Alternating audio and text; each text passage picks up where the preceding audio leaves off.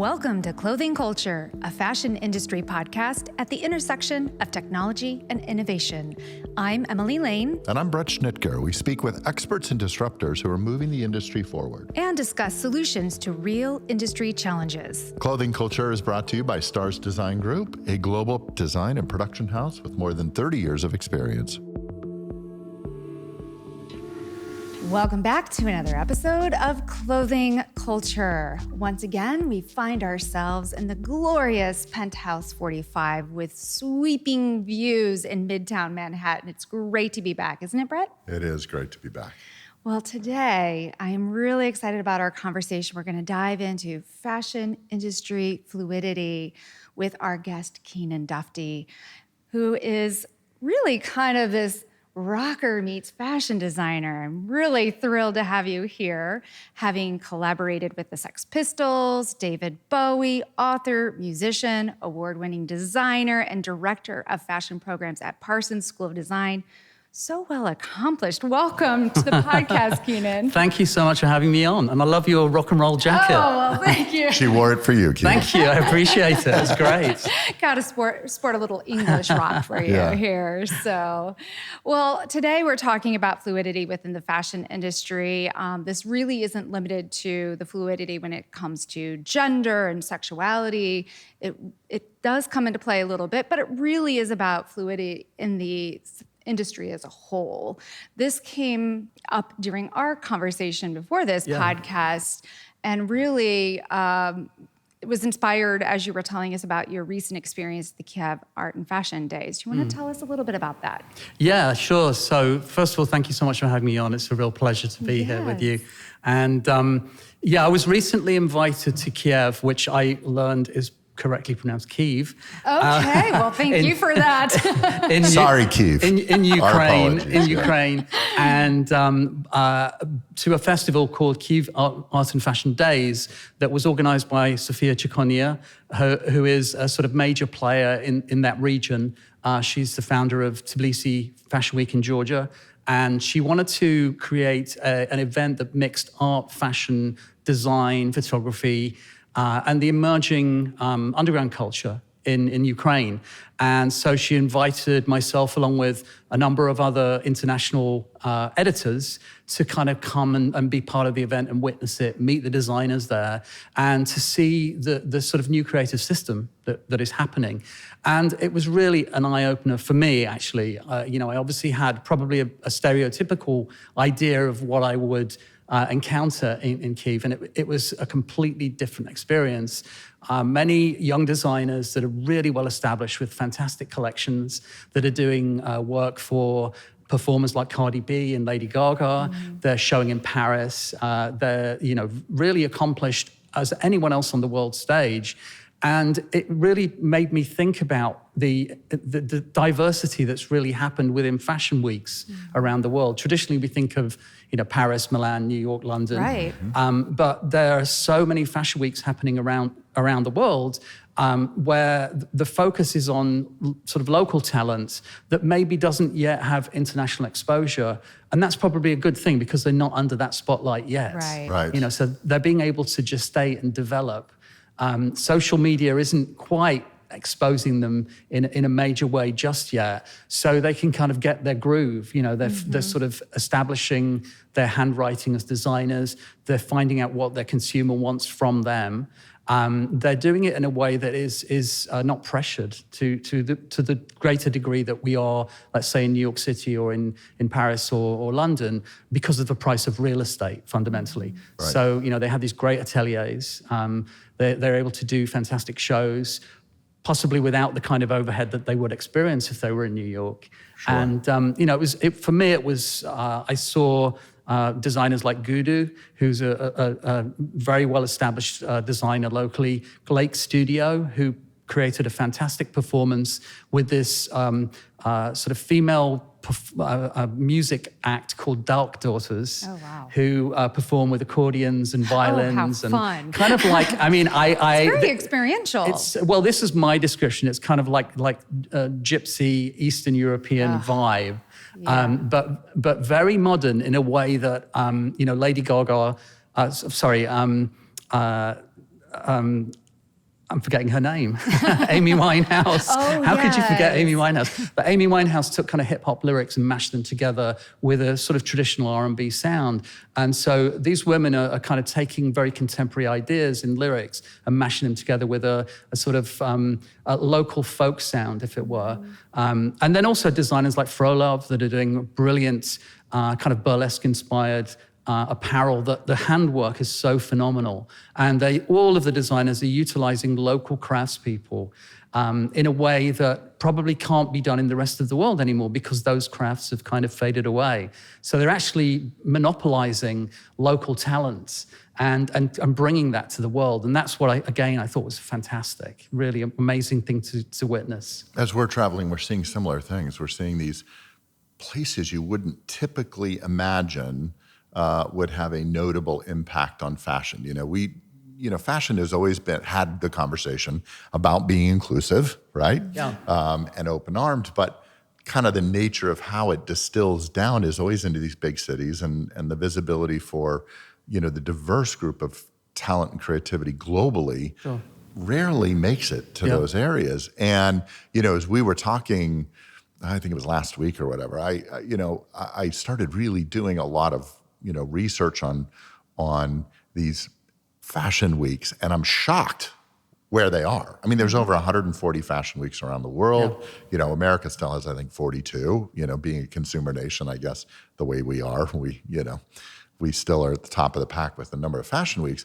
But you've got Fashion Week Tanzania, you've got these far-flung places, and when you're looking at the collections, you're amazed and astounded by the talent. Yeah. You shouldn't be. Like you said, you have these pre-built conceptions like, hey, unless you're in Paris, New York, London, Milan, all these centers that we expect to have that kind of talent, you have a preconceived notion. But I am excited about the fact that, as we have said in previous podcasts about the rise of the boutique brands that are occurring in the US, this whole kind of farm to table meets fashion, building handicrafts local to different countries, celebrating, smaller, more niche designers. I think fashion world's better off for it because this is art.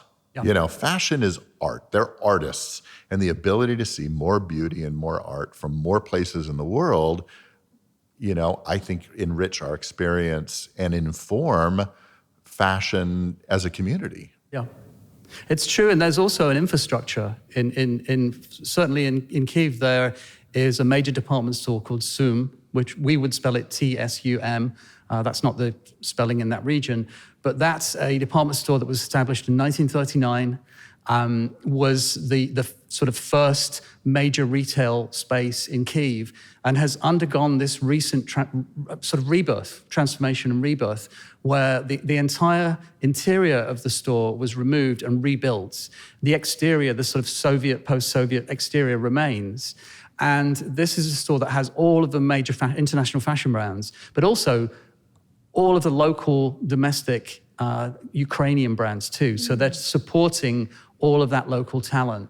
And they're doing that in a way that I think is a good signal to other international department stores to really get behind the kind of local creators and to support that, because that's what's creating this return to smaller, better, sort of more emotional fashion. That really connects with the consumer, that the consumer's going to own and keep and pass on to other generations rather than buy it, use it for a couple of weeks and dispose of it. Right. So, I think it's a good signpost for the rest of us. Agreed. And you see what's going on in the world today where the established fashion brands out there, they're trying to figure out, how do I attract Gen Z? Yeah. These designers, these artists, if you will, the last thing they're thinking about, really honestly, is the economics of it. This is an expression. Yeah. And if the economics follow, that's great. We've had a number of conversations with some amazingly talented designers, and I think the common thread across it, which is so interesting to me, is in some ways, and maybe it's not the right term, but you sense it, a little lack of confidence in their own ability to create. You're looking at these things and you're just amazed. And there's this kind of, they're intimidated a little bit to step onto the world stage. And I feel like, as members of this community, we need to find ways to make them feel more comfortable, to celebrate that. Because, while I love the kitschiness or whatever of them not feeling so comfortable, they're challenged by their own creativity, like many artists are. You're your own worst critic, right? Like, oh, that can't be good. But you look at these things and you're just like amazed. And I think providing mentorship, opportunities for them to come in and say, let me just tell you about my journey and what I'm creating, I think gives them this comfortable platform where where we can see some amazing things.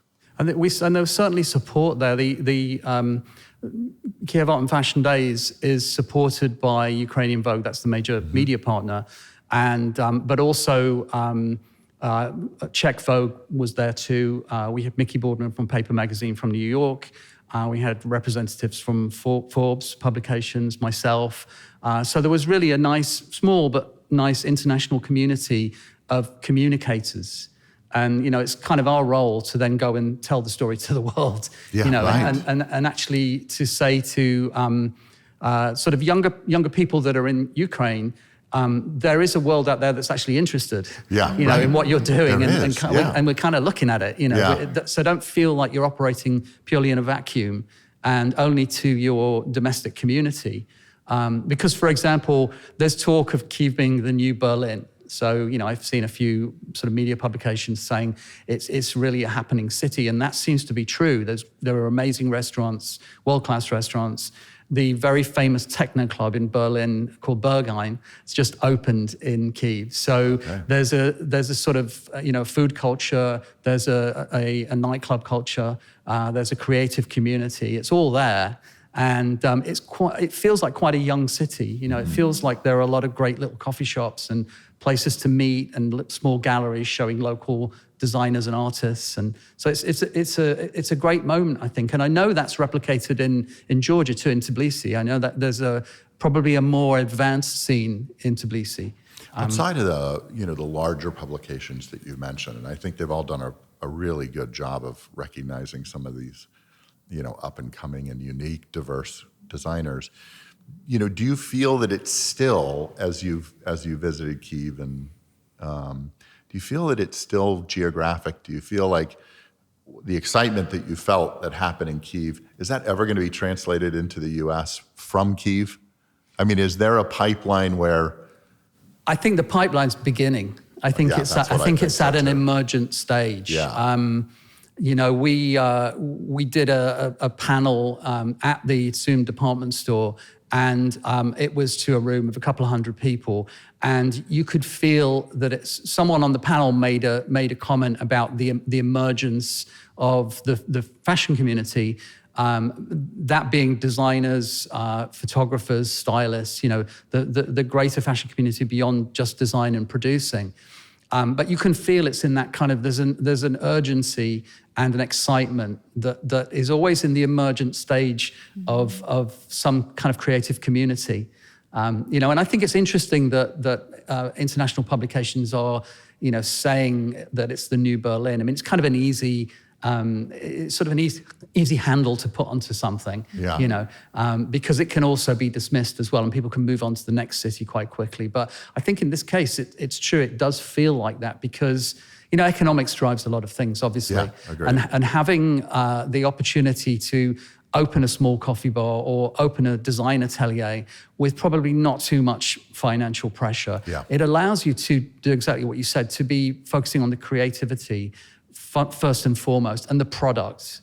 I always say fashion, you can market you can have an amazing marketing campaign, but if the product isn't amazing and doesn't connect with the consumer in the truest sense, it won't really have longevity. You're right. Yeah, you talked about how in this department store is bringing in these young emerging brands and blending them with these well-established brands, and I love that. We've talked about how artists and designers, they're a reflection of society. And so it makes perfect sense to me that by bringing in this young energy, fresh ideas, that are reflecting the immediate culture that they live in, of course the consumers are going to respond to that because it feels authentic. It feels like the vibe that's happening around them. Yeah, yeah. I think it's a great model to be really looking at worldwide. I can see why eyes are on it. Yeah, and going back to your original point about the sort of fluidity of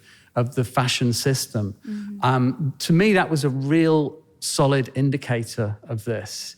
Because you kind of, I live in a bit of an ivory tower in New York City. It's a rarefied sort of atmosphere here, and you do become very introspective. There's a lot of navel gazing that goes on in the New York fashion world. Yeah. And we kind of think we're the center of everything, and you sort of really need to do something like go to a region that you haven't visited before and really get into that community. Like get in the weeds with that community, meet them, go and visit their studios, go and talk to the designers, talk to them about their aspirations and dreams, because designers are dreamers and they're creating a dream that hopefully others will share in, and it will be a sort of a shared experience. And to actually speak to them one-on-one was really an amazing thing to do. Not just to go to the show and see the collection, but also to get behind the scenes with them. That's a thing that's also changing in our landscape where in years past, these design brands that we would look at, we saw the facade, right? Sure. We really never saw the meat, the people behind the grand design. Yeah. And I think today, consumers, as we talk about move to consumer economy, they want to hear the story. Mm-hmm. They want to know who the designer is. They want to know why they've created collections. And I think that's something that is an interesting twist, and I think an opportunity for these, emerging designers all around the world, because the stories are exciting, right? Even if in Kyiv themselves, this is the everyday, they're living and surviving in Kyiv. For someone in New York who's navel gazing, like, well, that's an interesting story. Maybe I'll go look up some of these designers. And I think therein creates the opportunity and the diversity of 100 other fashion weeks in far-flung places, be able to harness that and bring that experience to cities that are used to, the established brands, if you will, New York, London, Paris, the ones that can really afford to do those things or have been invited, to really engage some of these boutique, far-flung designers and bring them as just like, hey, look, you've got to see this too. Yeah. Let's celebrate this too. I think again, that would be a really interesting concept. I speak a lot, especially to young designers, about integrity and design integrity, but overall integrity and purpose. Like, why are you doing it? What do you want to achieve? What are you trying to say? And I think it's a key factor. And going back to what you were speaking about, the consumer today wants to know that. It's not purely about the facade.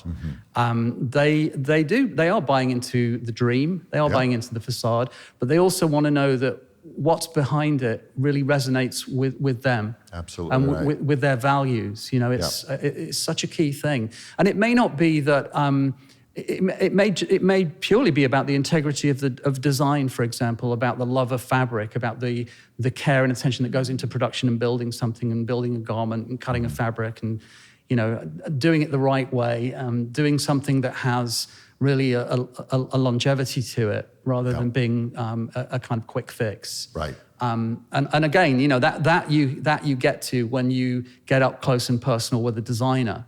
I was lucky to interview Tommy Hilfiger about a year ago for Parsons, and Tommy's an amazing global fashion icon, and during this conversation, he was telling me about the adaptive clothing collection that Hilfiger have recently launched. And it was basically a startup. It was launched in a very small way.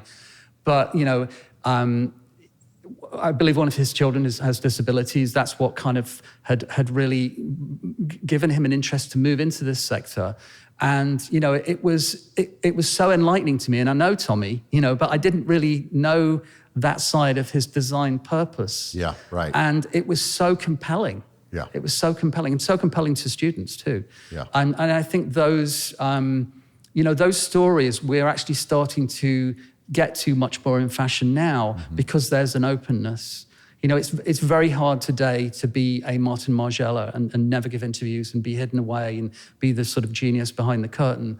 Today, the consumer really wants to know what the designer stands for, who they are, and what their purpose is, what they're trying to achieve with their designs and with their expression. Agreed. And, I hate to keep beating the COVID thing, but I think COVID, is a double-edged sword because there was a lot of tragedy that occurred during COVID, but there was this amazing drive for community, and when we were having conversations with, designers all over during COVID, there was just this real openness to having conversation. Yeah. And I think it's the advent of Zoom, if you will, that's come on and connected us in even more of a unique way. The ability to jump on and have communications with people were, I think, a change to before. Everyone, had blinders on. We were going to go do this, and now people, I think, doors were opened, and there's this air of community and people working together. And I definitely think both can survive. For sure. You can still have a well-established, focused brand, but you can also engage community around you. Yeah, we talked a little bit about the fluidity of the industry. I'd like to also talk a little bit about just the new trend or evolving trend of fluidity in fashion itself. I think you've had some experience with design several years ago, working with an icon of art, really, David Bowie. And we're starting to see on the the runways now a lot more of fluidity in fashion and breaking down gender roles. But it's really not a new concept. No, it's not. You go back to the sort of kind of peacock period of the 60s. And you see, in the UK, in London, there was a movement called modernists. And they were young people who were from limited means, very working class, but dressing their way out of a kind of an impoverished situation. They were dressing better than their betters, let's say, better than the aristocracy, better than their so-called superiors. And they were dressing in quite a fluid way. Girls had short hair. The boys were wearing a little bit of makeup, and they were kind of the beginning of the swinging 60s, because they were really listening to, they were called modernists because they were listening to modern jazz originally.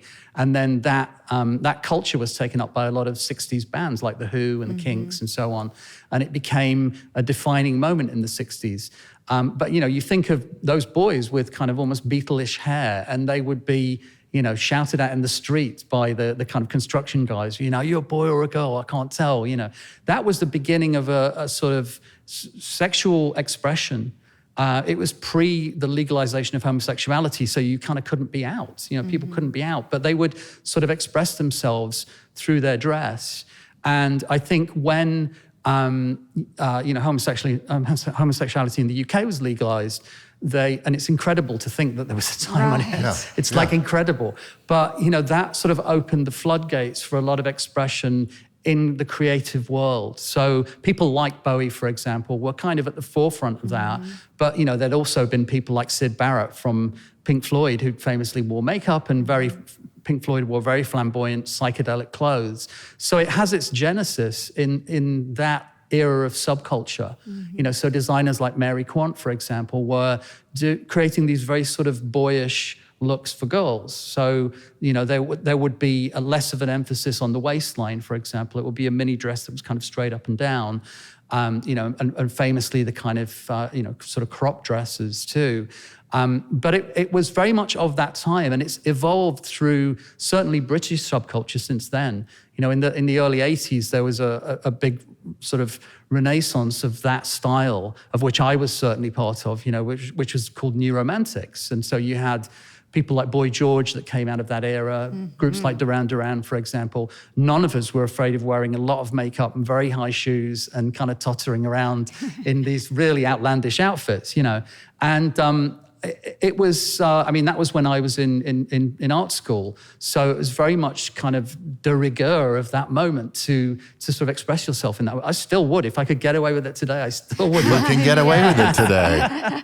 But, it's sort of, that's always been part and parcel of fashion, of so-called subculture, of the music industry, certainly. Yeah, for sure. And I think today we're seeing a very healthy level of freedom, acceptance in society for a very non-binary kind of gender expression that I've never seen before. I mean, it feels like a really powerful moment, and I think it's certainly something that the fashion industry is paying attention to and is actually reacting to. There are a lot of collections that are now non-gender specific. I mean, obviously you have issues of fit, you have issues of sizing and so on, but there's so much sort of non-gender specific fashion happening now. Yeah.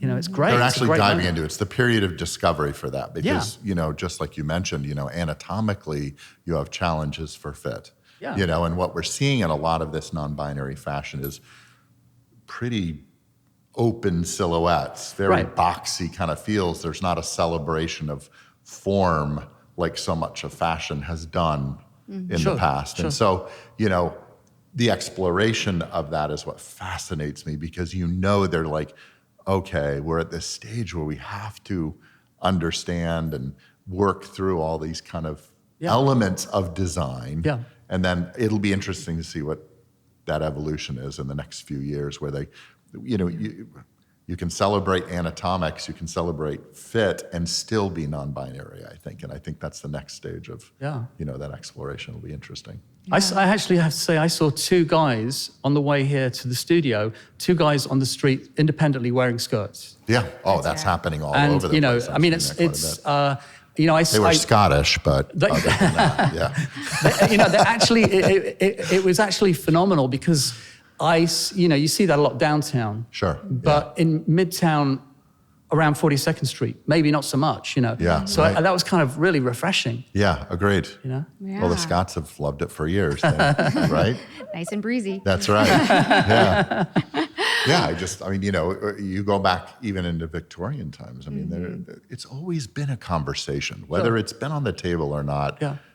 Today, it's openly on the table, and I think that allows, again, designers as artists to reflect the world around them and to start exploring the medium like you would a paintbrush to a canvas. Sure. Like, let's go have this conversation. And the societal so-called norms are kind of evaporating too. Yes. So what's expected of the way a particular gender should dress is now not so much expected. Right. I mean, we saw, with going to, say, Casual Friday in the 90s, we saw an evolution of the way people are supposed to dress in the workplace. Yeah. And that was a shift that never went back. No, it kind of never did. permanently changed the way we dress in the workplace. Yeah. Now we're in another moment where there's a shift going on from the sort of expected imprint that society puts on us to the way we should, in quotation marks, dress. It'll be interesting 5-10 years from now. Sure, That will be the societal norm, right? Yeah. I have a funny story. There was this friend of mine, and he was in commercial real estate, and he was going out to Silicon Valley, and he's a very conservative dresser. Still wears ties, nothing against ties, and just haven't worn one for a while.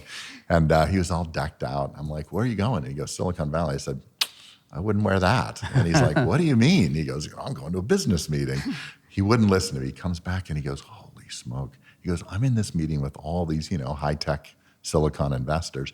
And he goes, me and the intern were the only ones wearing my outfit. Everyone else was in tennis shoes and T-shirts, And that's an example of, 5 years from now, we're going to be looking and saying, wow, why did people wear that? Can you believe they did that? Music and fashion have always been interlinked, and so much of your history has been exactly that, right? Yeah. Music and fashion, that's always been kind of the genre you've worked in. Yeah. Is maybe kind of a final question.